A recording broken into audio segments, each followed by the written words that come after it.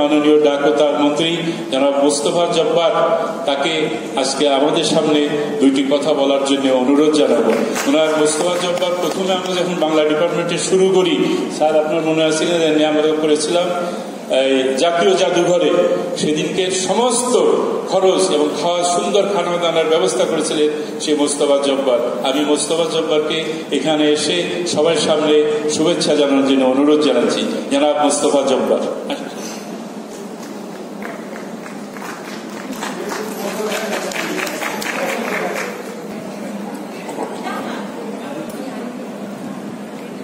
বুঝতেই পারছেন, ইসমত কাদের গ্রামের মতন একজন বন্ধু থাকলে যথেষ্ট ভাষায় দিতে আর অন্য কারো দরকার হয় না। আমি আসলে চুপচাপ বসে বসে উপলব্ধি করছিলাম, অনুভব করছিলাম। মামলার বিভাগ সম্পর্কে যদি বলতে বলা হয় তাহলে ঘন্টার পর ঘন্টা বলতে পারবো, কিন্তু অনুভূতির কথা বলতে গেলে একটি কথা বলতে পারবো যে প্রায় 70 অতিক্রম করা মানুষ, আমার জীবনের যদি প্রাণ কেন্দ্র থাকে তাহলে সেটা বাংলা বিভাগ। আজকে যে অবস্থায়, যেখানে, যে পর্যায়ে যাই কিছু নিয়ে জীবন চালাচ্ছি তার প্রত্যেকটির কেন্দ্রবিন্দু বাংলা বিভাগ। আপনারা জানেন আমি যে ক্ষেত্রটি নিয়ে কাজ করা শুরু করেছিলাম সেটা কম্পিউটারে বাংলা প্রয়োগ করা নিয়ে। আমি একদম স্পষ্টভাবে বহুবার বলেছি যে আমি যদি বাংলা বিভাগের ছাত্র না হতাম তাহলে কয়েকটা জিনিস আমার হতো না। প্রথমত, আমি বাংলা ভাষাভাষী, কিন্তু বাংলা ভাষাকে এই পরিমাণ ভালোবাসতে পারতাম না। আমি বাঙালিত্ব পেতাম না, হয়তো অন্য কিছু জীবনযাপনে অভ্যস্ত হয়ে যেতাম, যে কারণে গামা বলেছে সেই কারণটা খুবই গুরুত্বপূর্ণ। কারণ আমি এখনো জানি না কি অবস্থা, কিন্তু আমাদের সময়কালে বাংলা বিভাগ ঢাকা বিশ্ববিদ্যালয়ের অন্য যে কোনো বিভাগের চাইতে দুটো কারণে আলাদা ছিল। একটা হচ্ছে বাংলা বিভাগে সবচেয়ে বেশি ছাত্রীরা পড়তেন, এবং আমি শাহ আলমের সাথে যখন কথা বলতেছিলাম, আর বন্ধু সাবেক এমপি, ও বলতেছিল যে শুধু ছাত্রী না, সুন্দরী ছাত্রীরা পড়ত। আর একটি হচ্ছে বাংলা বিভাগ ছাড়া ঢাকা বিশ্ববিদ্যালয়ের কোনো সাংস্কৃতিক অনুষ্ঠান হতে পারত না। গান বাজনা মানেই বাংলা বিভাগ, এবং যদি বাঙালির আত্মার কথা বলতে হয় তাহলে অবশ্যই সেটি বাংলা বিভাগ। এবং যে কথাগুলো আমি এতক্ষণ বসে বসে শুনলাম, আমি খুব গর্ব করে একটা মাথা ইচ্ছু করে বলতে পারি, নিশ্চয়ই প্রত্যেকে তার স্যারদের প্রতি শ্রদ্ধা নিবেদন করে, প্রত্যেকেই নিশ্চয়ই শিক্ষকদের প্রতি শ্রদ্ধা জ্ঞাপন করে, কিন্তু আমরা যারা, বিশেষ করে আমি বলবো 68 সালে যারা ঢাকা বিশ্ববিদ্যালয়ে প্রবেশ করেছিলাম এবং 74 সাল পর্যন্ত ঢাকা বিশ্ববিদ্যালয়ে ছিলাম, তারা যেই মানুষদের শিক্ষক হিসেবে পেয়েছি, আমি জানি না বাংলাদেশের আর কারো এই পরিমাণ সৌভাগ্য আছে কিনা, হয়েছে কিনা। এর মধ্যে দেখতে পাচ্ছেন আমাদের রফিক স্যার প্র্যাকটিক্যালি আমাদের জন্য একটি বলতে পারেন যে এক ধরনের জীবন্ত আদর্শ হিসেবে কাজ করতেন। আমরা যখন বাংলা বিভাগে পড়ি আমাদের একটা ধারণা ছিল ছেঁড়া পাঞ্জাবি, একটা ছেঁড়া ঝোলা, একটা পায়জামা ময়লা থাকবে, এইরকম করে বোধহয় বাংলা বিভাগে পড়তে আসতে হবে।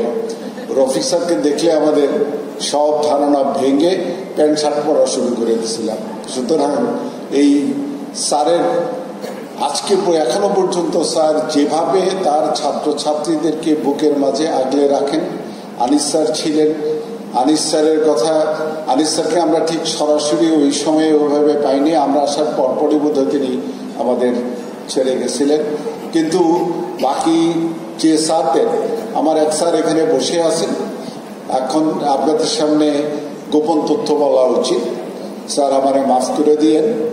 আমার টিউটোরিয়াল ছিল স্যারের সাথে, এবং 70 সাল পর্যন্ত আমরা নিয়মিত ক্লাস করছি, কিন্তু 71 সাল যখন আসছে তারপর থেকে পাশ করা পর্যন্ত ক্লাস কাহাকে বলে এটা বলতে পারবো না। টিউটোরিয়াল জমাতে হতো দূরের কথা, যখন অনার্স পরীক্ষা দেওয়ার সময় হলো তখন দেখা গেল টিউটোরিয়াল জমা দিইনি, তো আবার দেখা গেল যে পার্সেন্টেজে কোলায় না, পরীক্ষা দিতে পারবো না।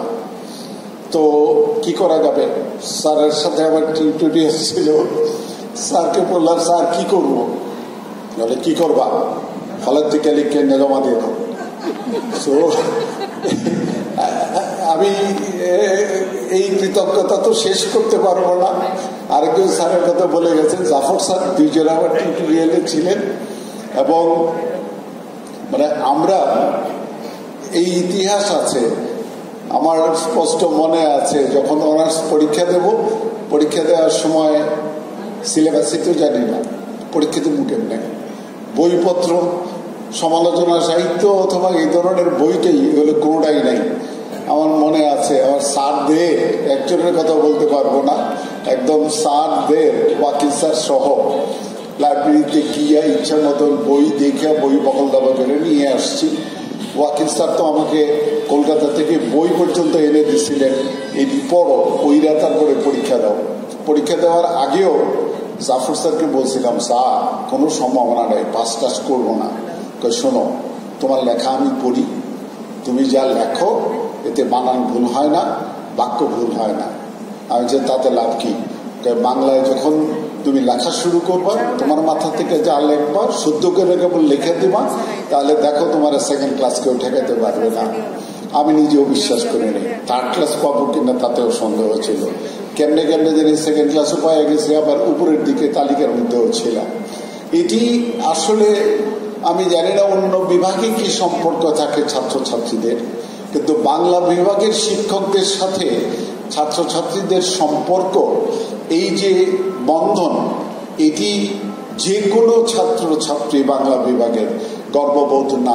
দুঃখের সাথে বলতে পারি, বাংলা ভাষার নামে রাষ্ট্র প্রতিষ্ঠিত হয়েছে, বাংলা ভাষার নামে আমাদের সংবিধান রচিত হয়েছে, সংবিধানের একমাত্র ভাষা বাংলা, কিন্তু বাংলা প্রয়োগ হয়নি, প্রচলন হয়নি। বাংলা ভাষার প্রচুর সংকট রয়ে গেছে, বাংলা ভাষা প্রচলনের সংকট রয়ে গেছে। এবং আরেকটি বিপজ্জনক ব্যবস্থা যেটি হয়েছে সেটি হচ্ছে, আমার নিজের কাছে মনে হয় দুঃখজনক, কোথাও কোথাও ডিজিটাল করার নামে বাংলা ভাষাকে বিদায় করা হচ্ছে। এই অবস্থার ক্ষেত্রে আমি বিশ্বাস করি আমরা যারা বাংলা ভাষা ও সাহিত্যের ছাত্র, ঢাকা বিশ্ববিদ্যালয়ে বাংলা বিভাগের ছাত্র, তাদের বোধহয় ভূমিকা পালন করার একটা সময় আছে।